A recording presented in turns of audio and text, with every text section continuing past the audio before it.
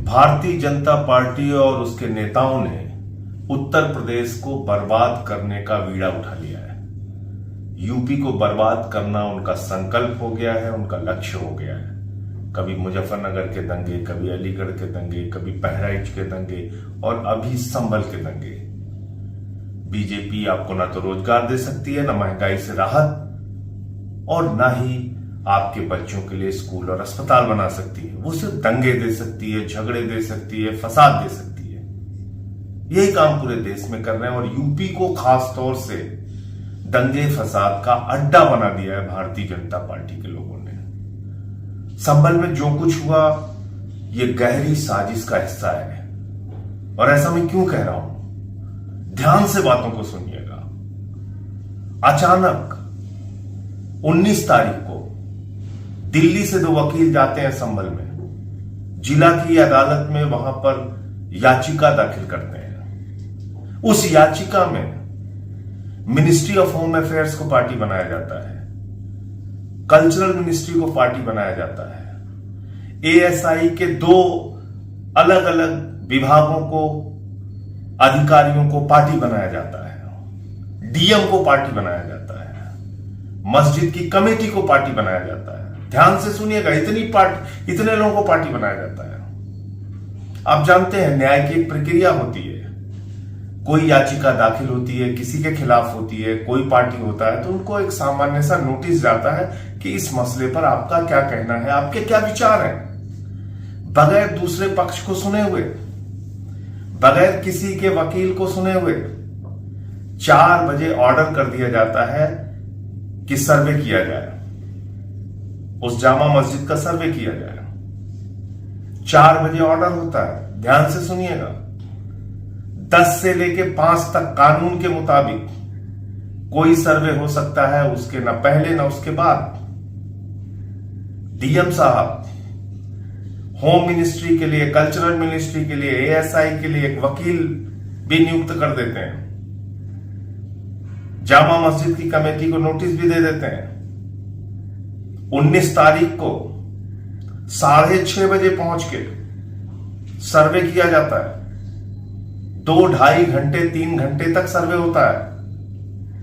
DM साहब और प्रशासन के अधिकारी बाहर आते हैं, कहते हैं हमारा काम पूरा हो गया, काम कंप्लीट हो गया।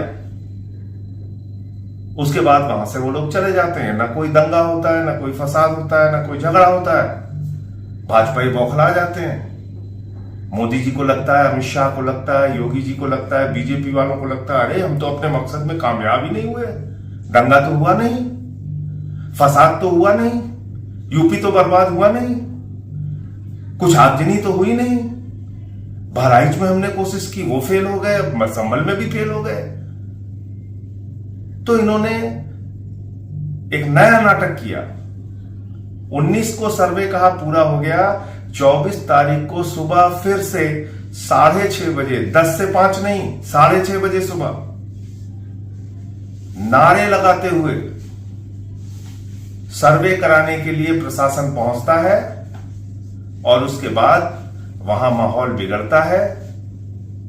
जब मस्जिद के हौद से पानी निकाला जाता है, माहौल बिगड़ता है। पुलिस वहां पे लाठियां चलाती है, गोली चलाती है, पथराव भी होता है दोनों तरफ से और 5 लोगों की जान चली जाती है।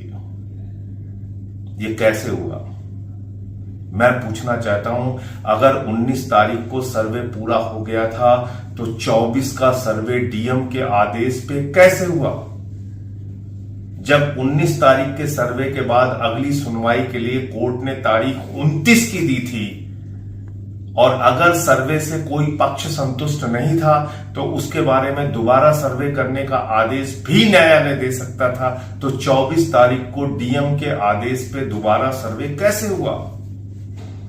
क्या यह डीएम का आदेश था या बीजेपी के नेताओं का आदेश था, ऊपर बैठे हुए आकाओं का आदेश था, दंगा कराने की नीयत से यह आदेश था, फसाद कराने की नीयत से यह आदेश था?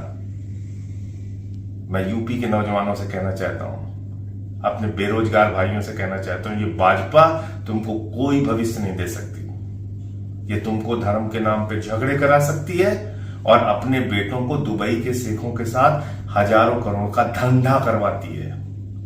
कहां है जैसा का धंधा? दुबई में, कतर में, शेखों के साथ, जिसको गले लगाते हैं मोदी जी। तो मोदी जी अपने भतीजे के लिए कतर में, दुबई में धंधा का, हजारों करोड़ के धंधे का मार्ग खुलवाते हैं और यूपी को दंगे की आग में झुकवाते हैं। डबल इंजन की सरकार, बहराइच में जो प्रयोग फेल हो गया वो संभल में पूरा करती। जिनसे संभल नहीं संभलता वो देश क्या संभालेंगे? तो इसलिए यूपी के लोगों को जगना होगा। हिंदू, मुसलमान, सिख, ईसाई, एक एक व्यक्ति को अपने प्रदेश को बर्बाद मत होने दीजिए।